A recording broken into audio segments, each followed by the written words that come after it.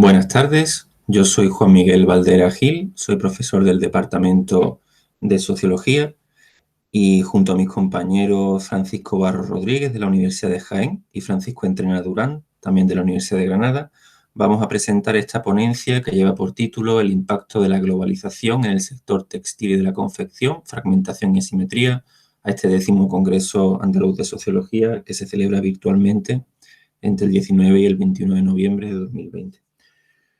Esta ponencia es fruto del trabajo realizado en el proyecto Deslocalización Industrial y Pautas de Compra de Prendas de Vestir en el Norte Global, los casos de Europa y Norteamérica, de la Fundación BBVA, aprobado en la convocatoria 2017 y que se ha desarrollado hasta finales de 2019. Bueno, aquí de lo que se trata de ver es la globalización como proceso de cambio social tan importante en las teorías sociológicas actuales, a pesar de que es un proceso que arranca desde el siglo XVI y que tiene que ver con esta mayor conectividad o influencia en términos económicos, políticos, culturales y sociales de todo lo que pasa en el mundo, pues también a escala de los territorios nacionales, pues cómo se da, cómo influye en este sector textil y de la confección. Para eso es muy importante un primer concepto, que es el de cadena global o cadenas globales de valor. Este concepto fue introducido por Immanuel Wallerstein junto a Hopkins, el de cadena, en el año 1986, y tiene que ver pues, con una red donde se aunan procesos productivos y de trabajo para, a través de una secuencia, elaborar un artículo final de cara al consumo. Precisamente lo que se puede ver en la rama del textil y de la confección es pues, este proceso de fragmentación de las actividades productivas en distintos países o regiones y cómo el proceso de globalización pues, ha aumentado este proceso de fragmentación en las últimas décadas y podemos ver pues, desde la obtención de materias primas, las actividades de diseño y fabricación, venta, reciclaje, pues como son partes diferentes de esta cadena global y que se da añadido también en partes diferentes del mundo.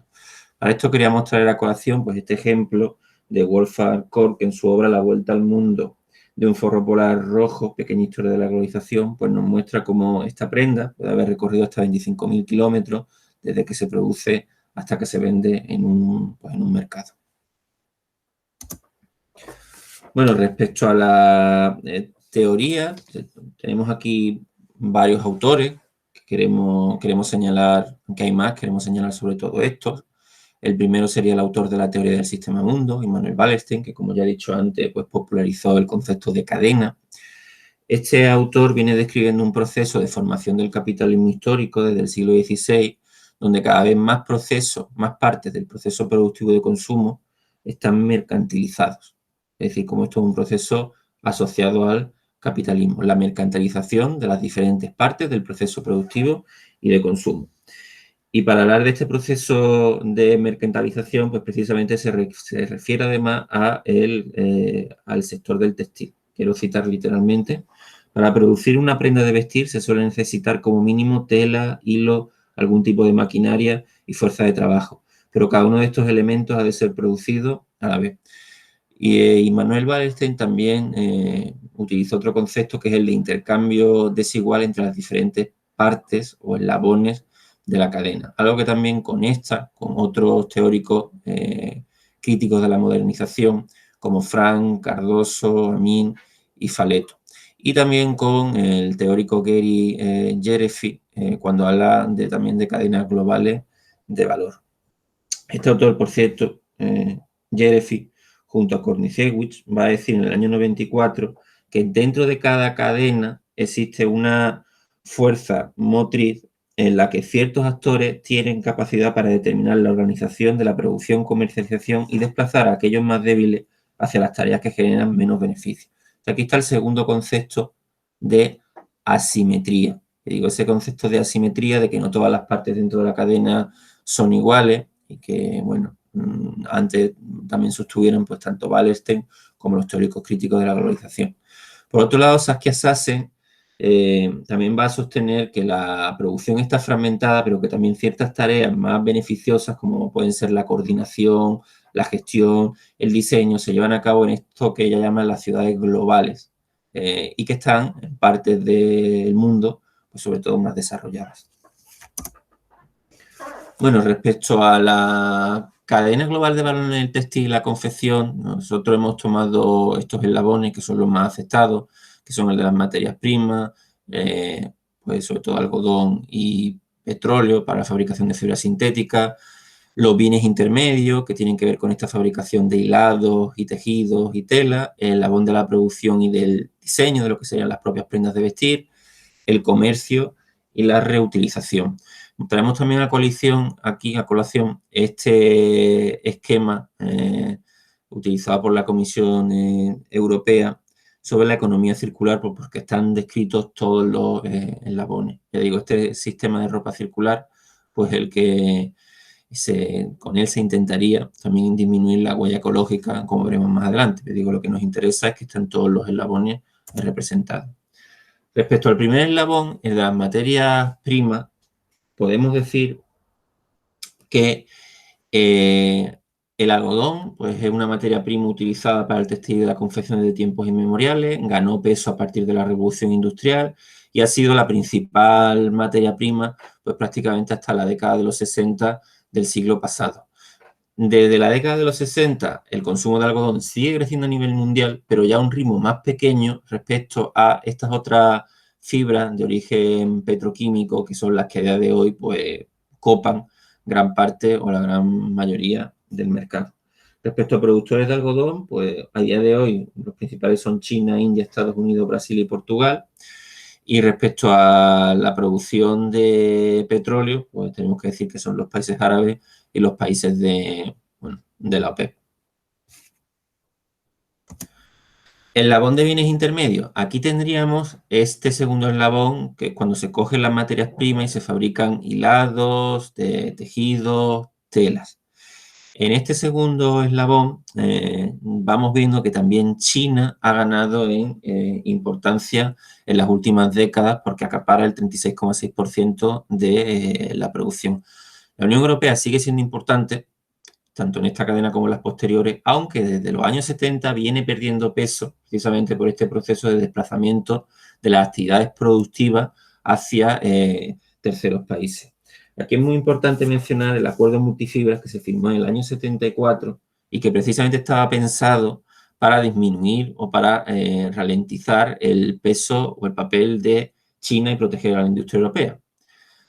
Este acuerdo multifibras, pues, en vez de proteger a las industrias locales norteamericanas o europeas, lo que hizo fue desplazar también parte de su producción hacia otros países que no estaban incluidos en este acuerdo multifibra, que son pues, muchos de los que aparecen en la parte de abajo de la tabla y también veremos en la siguiente tabla del eslabón de la producción. Aquí otra vez vemos China, que es la gran fábrica del mundo, papel principal en cuanto a la confección de textil.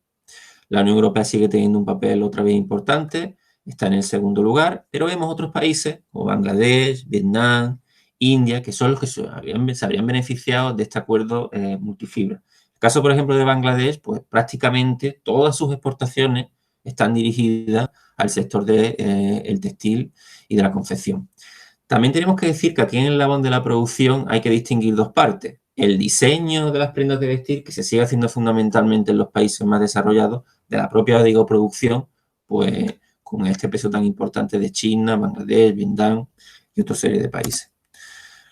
Respecto al eslabón de comercio, aquí vemos que sucede una cosa diferente. Cómo hay una diferenciación entre los lugares de producción y los lugares de consumo. Cómo los lugares de consumo se siguen estando asociados a estos países llamados por Wallerstein centrales o países más ricos. Vemos la Unión Europea, Estados Unidos y Japón, pues como siguen acaparando gran parte del mercado minorista de la venta, a pesar del crecimiento de algunos actores como China, que está en el 8º lugar, por el crecimiento de su clase media. Pero ya digo, todavía en el aspecto del consumo se mantienen muy lejos de los actores europeos, de Estados Unidos o de Japón. Respecto al eslabón de la reutilización, este último, hay que decir que a pesar de lo que pueda parecer, la industria del textil y de la confección es bastante contaminante. Se estima que en 2050 el 25% de todas las emisiones globales de dióxido de carbono estarán relacionados con esta industria. En cambio, solamente a día de hoy un 1% de lo que se produce en la industria del textil y de la confección acaba reciclándose. Entonces, todavía es un sector bastante incipiente, con mucho menos peso que los eslabones anteriores. Aún así, también podemos ver como dos realidades.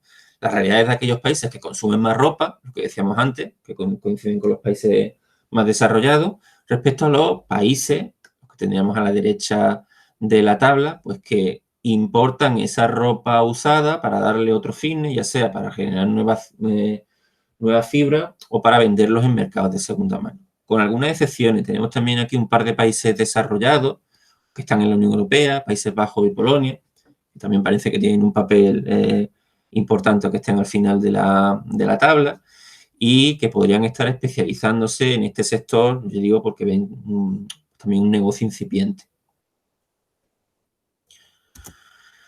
Algunas conclusiones para terminar, que encajarían con esta idea de la asimetría, es decir, asimetría, y digo, destacada tanto en la obra de Wallerstein como en la de los teóricos de la modernización críticos, como en Jeffrey.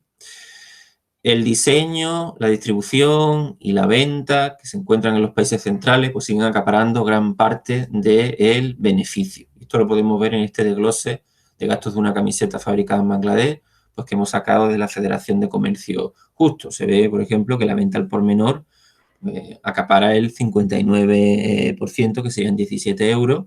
El beneficio para la marca sería un 12%, mientras que otros gastos como los materiales o el pago a los trabajadores pues son una parte ínfima. Sería la otra parte de la cadena, aquella que se hace fundamentalmente o que se ha deslocalizado hacia países periféricos y que se apropian de una parte menor del beneficio.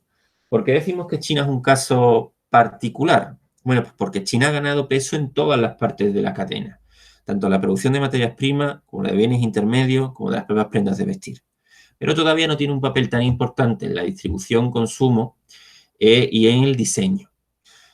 ¿Esto qué quiere decir?